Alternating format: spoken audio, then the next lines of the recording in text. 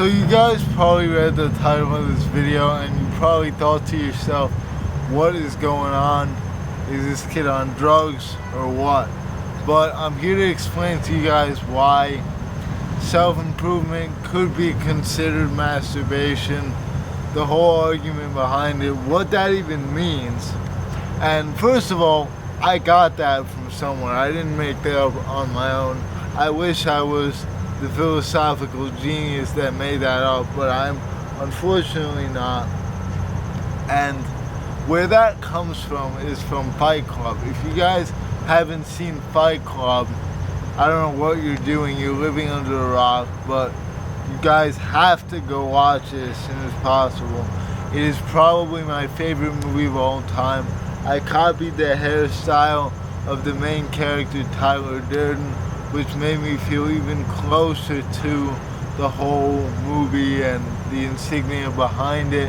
And the significance of the movie is very, very great. And as I've gotten to college, I've also started to realize that self-improvement can be considered masturbation. And obviously it sounds very paradoxical because we always talk about how no-fap helps people a lot in their journey, makes you more confident, makes you a better man. But I think that what this quote means is something entirely different. Basically, self-improvement is like a circle jerk. At some point, you just wind up doing the same thing over and over. And I will be the first to tell you that the best self-improvement you can ever do is to get off YouTube and go hit the gym or do something social with other people. That is why I think ultimately self-improvement is a bit of a circle jerk, because after you get past the initial hurdles, after you get on no-fap, after you start taking cold showers, and after you start working out relatively consistently, right?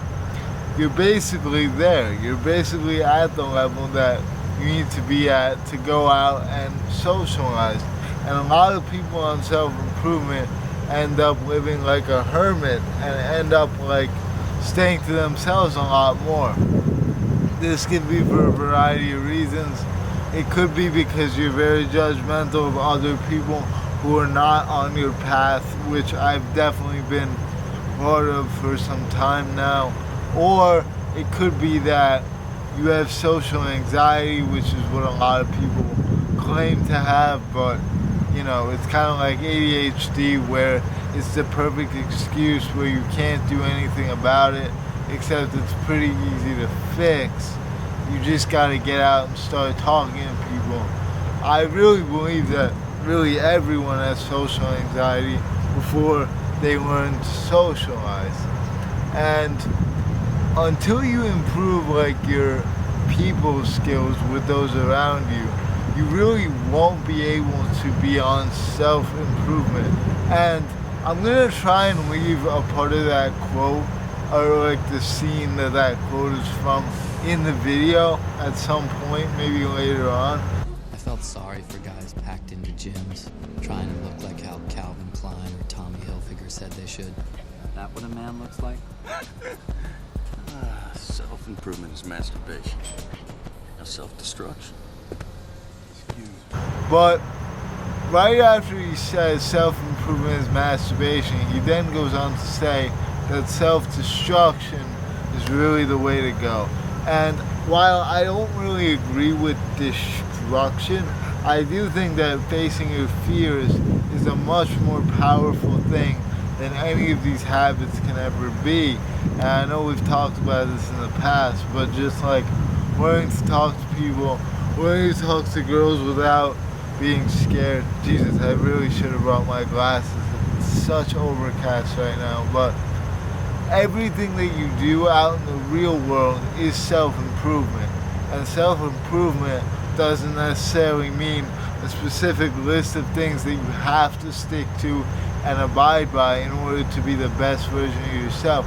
Sure, they do help, but it's not everything, and really it's minuscule. You gotta surround yourself with men and women who are also on the journey that you are.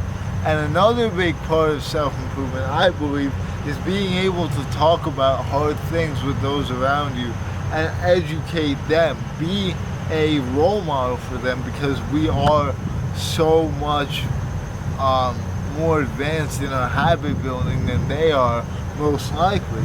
So spread the wealth. A lot of people like to claim that people are judgmental of some of these habits. From what I've seen almost none of that, and those who are often the ones that are so far down the path of destroying themselves that it makes sense why they would resist ideas that would question their entire identity. They put so much of who they are in their bad habits that they can't even bother to detach from them. So those are the people who need it most, and even though they might hate on you in the moment, ultimately they will hear what you have to say. It will reverberate in their head for days and weeks and months to come, maybe even years, and you could really make the difference in someone's life forever. I mean, someone told me about all these things as well. Don't ever forget that. I'm telling you. You probably have other YouTubers that tell you similar things, but yeah, social skills and like all that stuff, being able to present yourself as an attractive being to the people around you is the real new currency, and it's always been so important. So yeah guys, with that being said, stay off social media, don't be on it too much, get out into the real world, don't just circle jerk yourself into a self-improvement bubble that will eventually pop, leaving you as a lesser form of human that you think that you are, and the chances are that you have so much untapped potential that you need to go out and explore that.